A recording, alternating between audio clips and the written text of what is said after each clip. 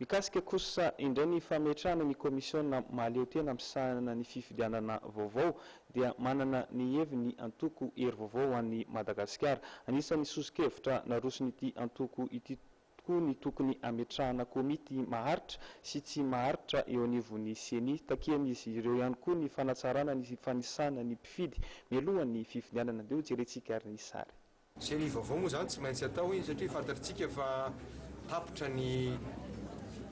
fotoana nametrahana an'le CENI efa tapitra izy zay tapitra tamin'le communal teo fa voalaza zany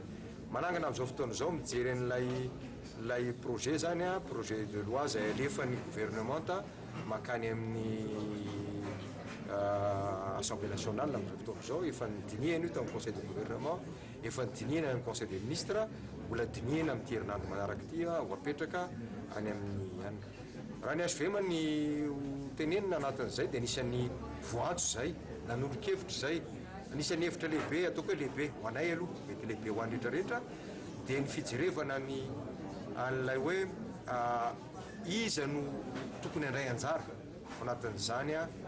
voamera maleo tena momba ny fifidianana zany. Misy mantsy ny tena aloha mponao politika tsy ao anatin'io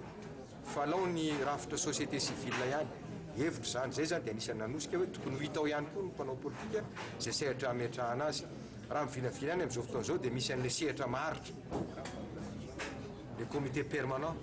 dia misy le comité non permanent zany hoe rehefa tena hisehatra anatin'ny fifidianana no atsony any amin'ireny faritra misy azy ireny lay mpanao politika ho ao anatin'ilay izy na mpanohitra izy na mpiaraka amin'ny any izy zay zay anisan'ny hevitra lehibe natolotry ny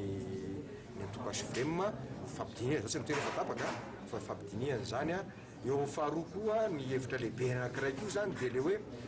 ahoana ny olona zany hoe fa voafetra izy anatin'ny lalàna ny fifidianana fa raha hitantsika izao zany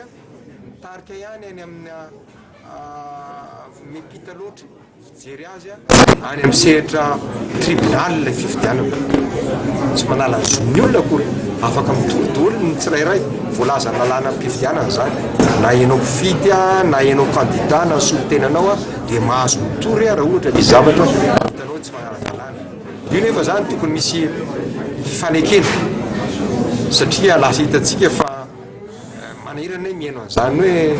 4000 ny requête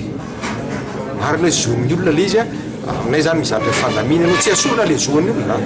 zay efa zavatra efa lehibe izy amin'ny lafiny démocratie fa hoana ny andaminana an'izany satria fifidianana le izy dia mepita makany amina fitoriana dia hoana ny andaminana an'izany zay ny ataoko hoe hevitra lehibe fototra no izay natolotrainy mpanapa-kevitra zay anatin'izay tsy izany zay tsy maintsy na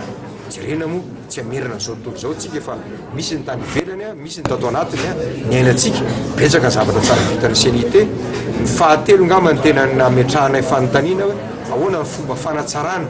ny fanisana alohan'ny fanisana ny olona alohan'ny fifidianana